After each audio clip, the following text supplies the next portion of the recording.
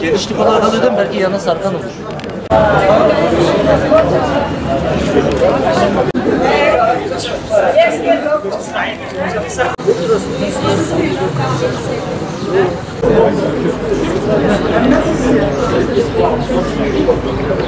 Bugün buraya yüksek sesle öğretmenlik meslek kanununu ayrıştırıcı değil, kapsayıcı olmalı.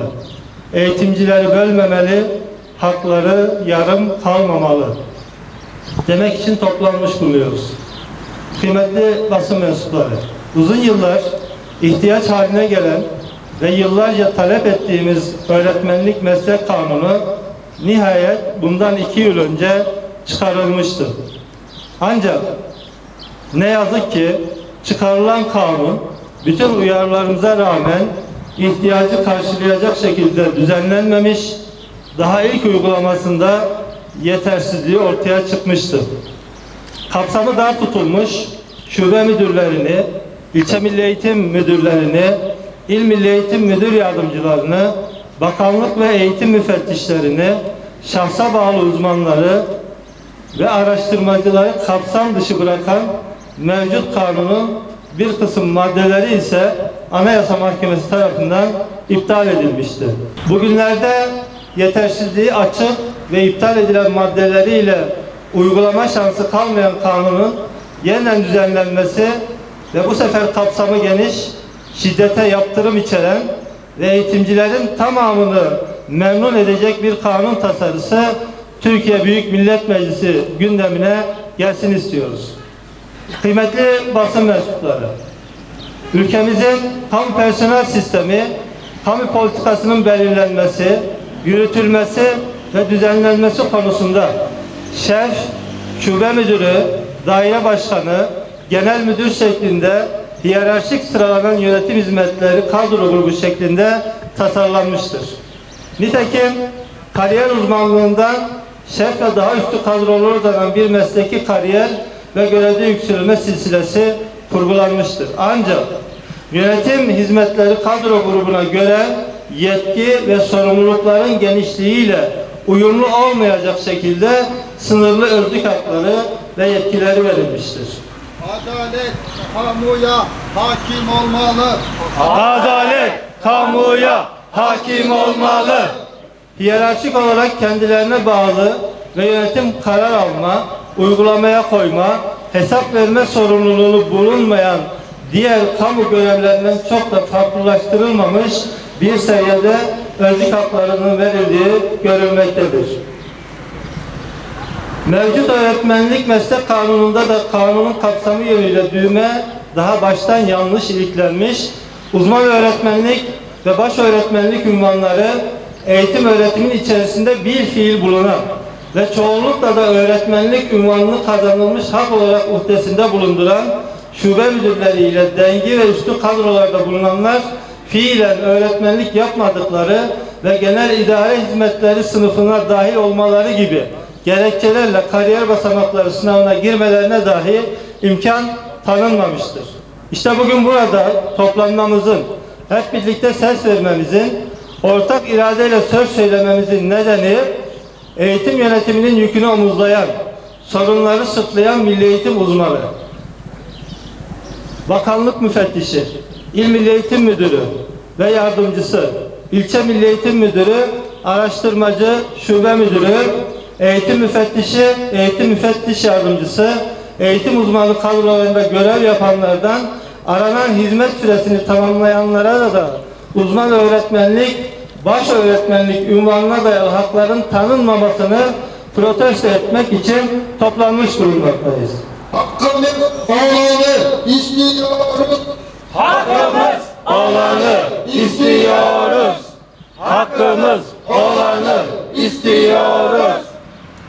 Anayasa Mahkemesi'nin kısmi iptal kararı sonrası bakanlığın girişimiyle yeni bir öğretmenlik meslek kanunu tasarısı hazırlandığını, Cumhurbaşkanlığında son şekli verilen tasarının Türkiye Büyük Millet Meclisi'ne sevk edileceğini biliyoruz. Ancak taslağın görüşüldüğü süreçte çeşitli bahanelerle eğitim çalışanları arasında ayrımcı ve dışlayıcı bakış açısının devam ettirilmeye çalışıldığını görmekteyiz.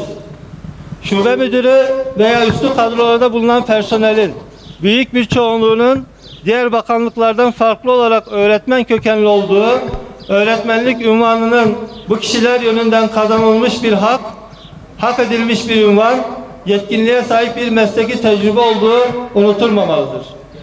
Yine söz konusu kadrolarda bulunanların eğitim öğretim kamu hizmetinin niteliği gereği eğitim öğretimden ayrıştırılması mümkün bulunmayan eğitim yönetimi ve denetimi faaliyetlerini icra ettikleri, bulundukları kurumların sadece bir idari faaliyet yürütülen yerler değil, eğitim kurumlarını tamamlayan yapılar oldukları, kısaca bizatihi eğitim öğretimin içinde bulundukları göz ardı edilmektedir. Öğretmenlik Meslek Kanunu'nun öğretmenlerin beklentilerini karşılayacak bir içerikle yeniden düzenlenmesi amacıyla Eğitim bir sene olarak bir kanun taslağı önerisi hazırlayarak Milli Eğitim Bakanlığı'na, Türkiye Büyük Millet Meclisi Başkanlığı'na, mecliste grubu bulunan partilerin yöneticilerine sunmuştuk. Söz konusu önerimizde şube müdürü, dengi veya üstü eğitim yönetimi denetimi kadrolarında bulunanlara da kariyer basamakları sürecinde ünvan içinde başvuruda bulunma hakkı tanınmasını ifade etmiştik. Gelinen noktada bu kadrolarda bulunan eğitimcilerin uzman başöğretmenlik unvanına ve haklarına sahip olmaları yönündeki beklentilerinin meslek kanunu içerisinde olması noktasında artık daha fazla geç kalınmamalıdır. Biz meslek kanununda bütün eğitim çalışanlarının statü ve unvan farkı gözetilmeksizin aynı haklara erişimlerinin mümkün hale getirilmesini, özlük haklarının tanımlanmasını ve geliştirilmesini istiyoruz. Biz eğitim bir sene olarak hedefler ve gerçekler bağlamında eğitimciyi ayrıştırmayan, bütünleştiren, farklılaştırmayan, eşitleyen, engellemeyen, destekleyen, eğitimi ve eğitimciyi bütüncül, eşit, adil ve hakkaniyete uygun bir bakışla ele alan bir meslek kanunu içeriğinin oluşmasının mümkün ve elzem olduğunu inanıyoruz. Eğitimcinin hak ve yetkilerini genişleten, ona destek olan bir içerikle öğretmen meslek kanunu konusundaki beklenti karşılanmalıdır. Eğitim bir senin bu hususlar temelinde katkı ve destek sunacağını bu vesileyle bir kez daha temin ve teyit ediyoruz.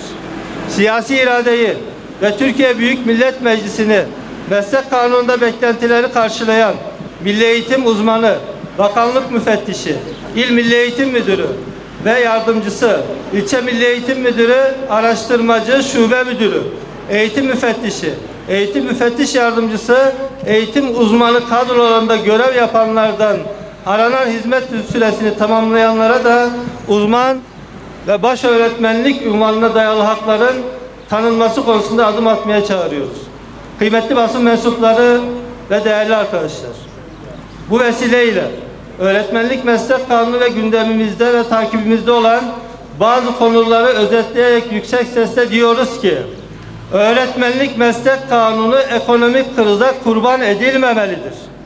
Ek ders ücretleri arttırılmalıdır. Uzman ve baş öğretmenlik kıdem süreleri söz verildiği gibi 5 ve 10 yıl olmalı ve sınavsız olmalıdır. Bunun sözünü bakanlığımız vermişti. 5 yılını dolduran her öğretmenin uzman öğretmen olması, 10 yılını dolduran her öğretmenin de sınavsız baş öğretmen olması konusunda verilen sözün yerine getirilmesini bekliyoruz.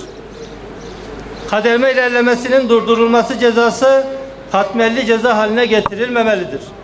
Birinci dereceye gelen bütün memurlara bu da söz verildi. 3600 ek gösterge hayata geçirilmelidir. Kadroya geçen öğretmenler, kadrolu öğretmenliğin özlük haklarından faydalanmalıdır. Kadroya geçen arkadaşlarımız aile mazeretinden ailesinin yanına gidemiyor. Kadroya geçiriyorsunuz ama özlük hakları noktasında halen kısıtlamalar var. Bir an önce kadroya geçen arkadaşlar kadrolu öğretmenliğin özlük haklarından faydalanmalı. Anayasal bir hak olan aile bütünlüğü teminat altına alınmalıdır. Sözleşmeli öğretmenlik ve öğretmen alımında mülakatlar kaldırılmalıdır. Eğitim Birsen'in bu konudaki tavrı nettir. Mülakatlara karşıyız. Mülakat adaletsiz bir sistemdir. Mülakatların tamamı kaldırılmalıdır. Yardımcı hizmetler sınıfı kaldırılmalı. Memurluğa sınavsız geçişin önü açılmalıdır. Yardımcı hizmetler sınıfında en son yaptığımız toplu sözleşmede sözünü aldık. Adım atılmasını bekliyoruz. İptal edilen toplu sözleşme ikramiyesine çözüm üretilmelidir. Sendikalı olan arkadaşlarımız